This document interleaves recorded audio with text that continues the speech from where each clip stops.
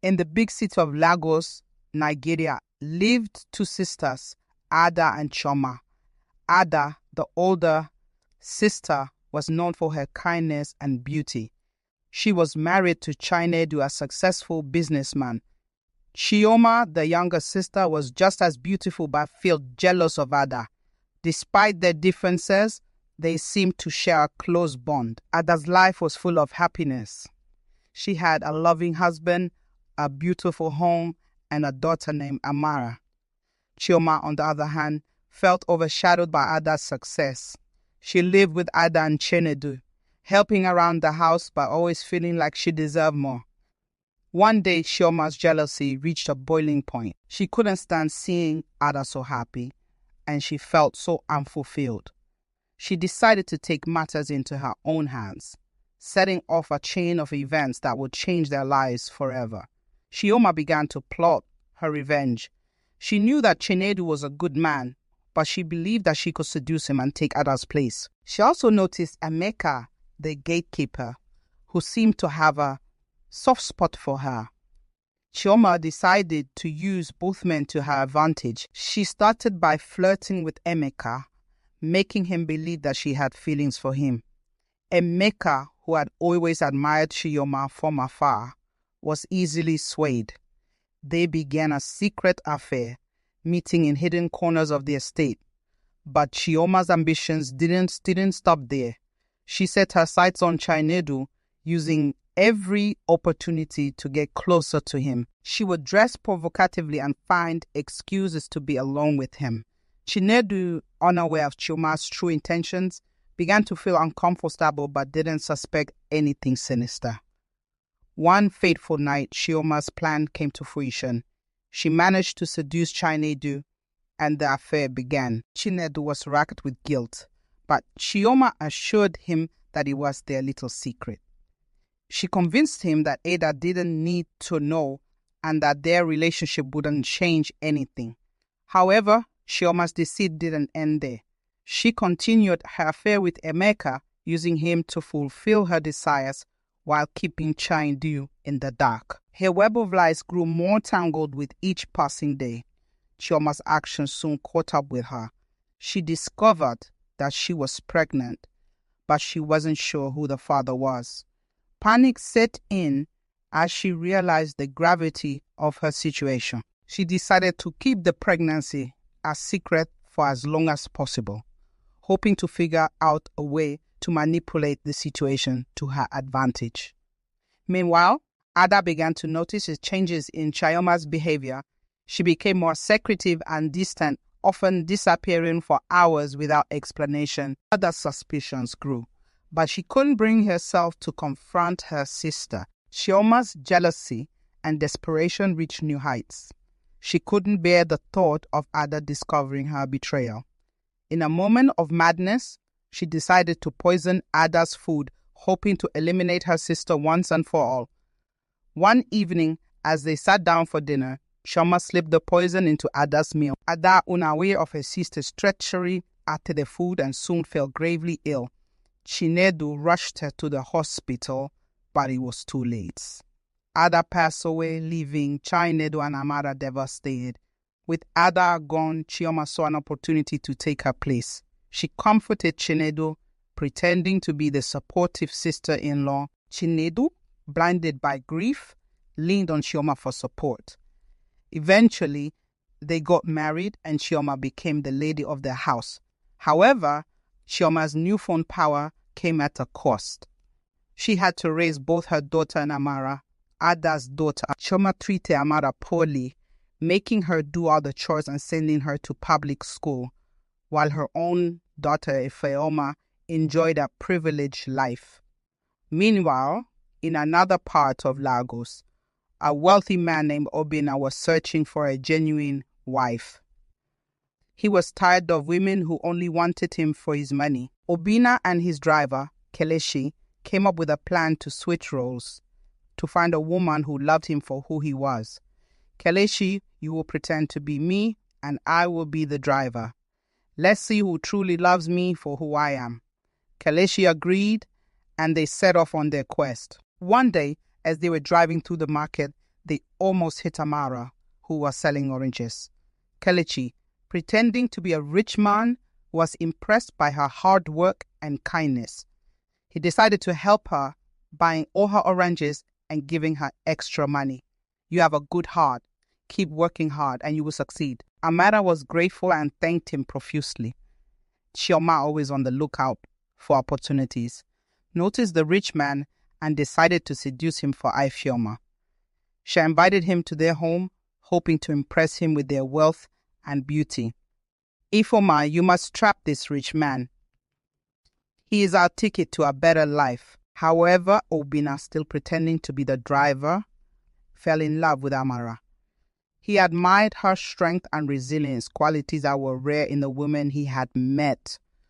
Obinna decided to test Amara one more time to ensure she was the right woman for him. Pretending to be the driver, he told her that he needed money to travel out of the country and obtain a visa. Amara, I have an opportunity to travel abroad, but I need money for the visa. I don't know how I will manage. Amara, without hesitation, offered to help. I have a gold necklace that my mother gave me before she passed away. I can sell it and give you the money. Obinna was touched by her selflessness but decided to push further. I'm sorry, Amara. I can't take your money because when I leave, I might not be able to repay you. I don't want to burden you. Amara smiled warmly, her eyes filled with sincerity. That's okay. As long as you are okay and happy, that's all that matters to me. At that moment, Obinna knew that Amara was the right woman for him. He decided it was time to reveal the truth. He called her to say goodbye, but when she arrived, he had a surprise waiting for her. Amara, I have something important to tell you. Amara looked at him, puzzled but attentive. I'm not just a driver. I am Obinna, the wealthy man you thought was my boss. I wanted to find someone who loved me for who I am, not for my money, and you have shown me that you are that person. He got down on one knee and proposed to her. Amara, will you marry me? Amara was stunned but overjoyed. Tears of happiness filled her eyes as she nodded. Yes, Obinna, I will marry you. Their love story took a beautiful turn, and they began planning their future together, knowing that that bond was built on genuine love and trust. Chioma was furious when she discovered that Obinna had chosen Amara over Ifeoma. She confronted Amara, accusing her of stealing her daughter's future. You have ruined everything. How dare you take what belongs to Ifeoma? Amara stood her ground, refusing to be intimidated by Chioma's threats. I have done nothing wrong. Obinna chose me because he loves me for who I am, not for my wealth or status. Despite Chioma's attempts to sabotage their relationship, Amara and Obinna's love only grew stronger. They had a beautiful wedding, attended by friends and family. Amara's hard work and kindness had finally paid off, and she was now living the life she had always dreamed of.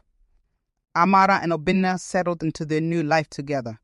They were happy and content, but they never forgot the struggles they had faced. Amara continued to work hard, using her newfound wealth to help others in need. Years had passed since Chioma's deceitful actions had torn the family apart. Amara and Obinna were living happily and Chioma was trying to rebuild her life. However, the past had a way of catching up with everyone.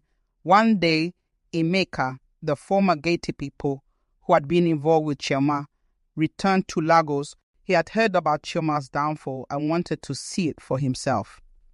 He confronted Chioma, demanding to know why she had betrayed him and what had become of their child.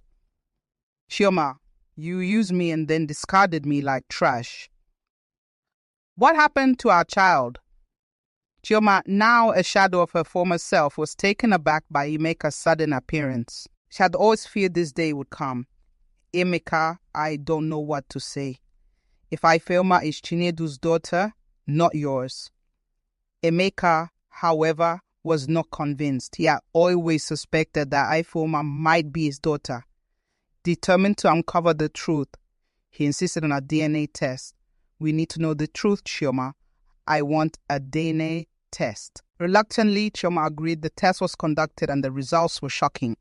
Emeka was indeed the biological father of Ifeoma. The revelation sent shockwaves through the family. I didn't know Emeka. I thought she was Chinedu's. You lied to everyone, Shoma. You lied to me, to Chinedu, and to Ifeoma. She deserves to know the truth. The news reached Amara and Obinna, who were equally stunned. They decided to confront Chioma and Emeka together, hoping to find a way to resolve the situation for Ifeoma's sake. Chioma, how could you keep such a secret? Ifeoma deserves to know who her real father is. Chioma, filled with regret, broke down in tears. I was blinded by jealousy and greed. I didn't think about the consequences. I'm so sorry. Emeka, though hurt by Chioma's actions, was determined to be a part of Ifeoma's life. I want to be there for Ifeoma. She deserves to know her real father and to have a relationship with Miss Amara and Obinna, always compassionate. Decided to support Emeka in his quest to build a relationship with Ifeoma. They believed that everyone deserved a chance at redemption and that Ifeoma's well-being was the most important thing. We will help you, Emeka. Ifeoma deserves to know the truth and to have both her parents in her life. The family gathered to tell Ifeoma the news. It was a difficult conversation, but they approached it with honesty and love. Ifeoma, we have something important to tell you. Emeka is your biological father. We want you to have a relationship with him. Ifeoma, though initially shocked, was grateful for the truth. She embraced Emeka, feeling a sense of completeness she had never known. Thank you for telling me the truth. I want to get to know my real father.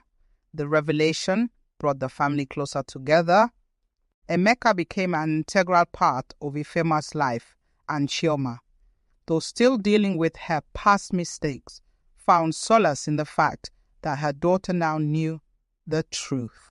Thank you. For watching, please subscribe to my channel,